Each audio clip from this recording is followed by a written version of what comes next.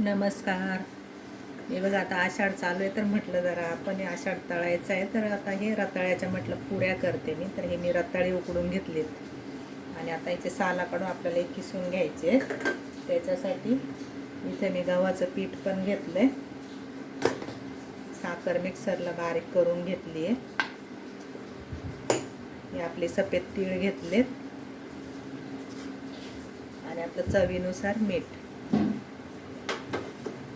तर आता हे रताळी मी उकडलेली ही आता ही साला काढून घेते आणि किसून घेते. आता साल काढून घेतले मी आणि आता आपण हे किसून घेऊया. असं मॅश करून घेतलं तरी पण चालतं, पण कसं गुठळ्या नाही होऊ म्हणून आपलं हे किसून घेऊया. ह्या रताळी किसलेत ना, तर याच्यामध्ये आता आपण ही वाटलेली साखर घालून घेऊ. साखर आपल्या आवडीप्रमाणे घालायची, कोणाला गोड कमी गोड लागतं ना तसे अंदाजे घालायची, जास्त पण नाही साखर घालायची.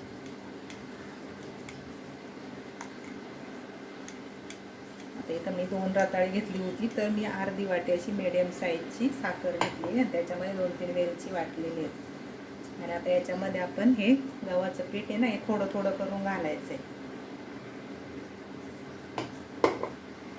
आणि आपलं चवीनुसार थोडंसं मीठ टाकून घ्यायचं.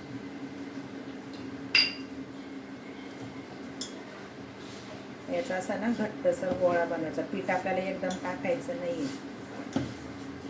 शक्यतो पाणी वापरायचंच नाही आहे, कारण ही रताळे आपली नरम असतात ना, त्याच्यामध्ये जेवढं पीठ बसेल ना तेवढंच टाकायचं.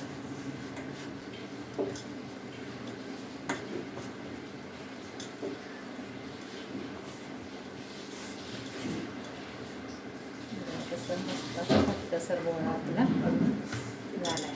जरा एक थेंब सुद्धा पाणी नाही घातलं.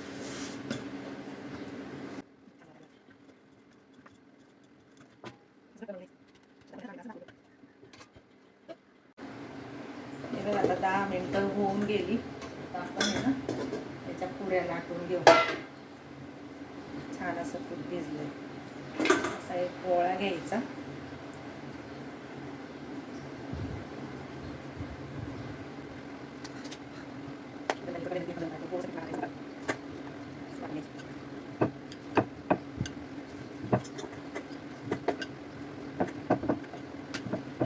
नाही लाटायचे.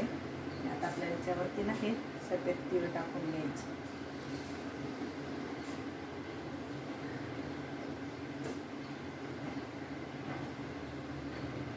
ते पण असं लाटण्याने जरासं फिरवून घ्यायचं.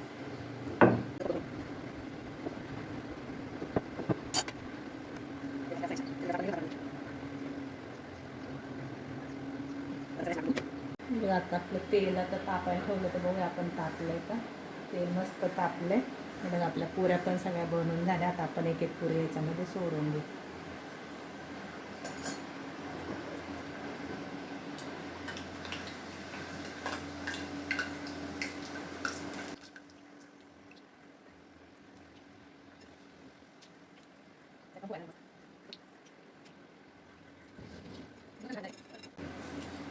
फुगल्या पण मस्त पुऱ्या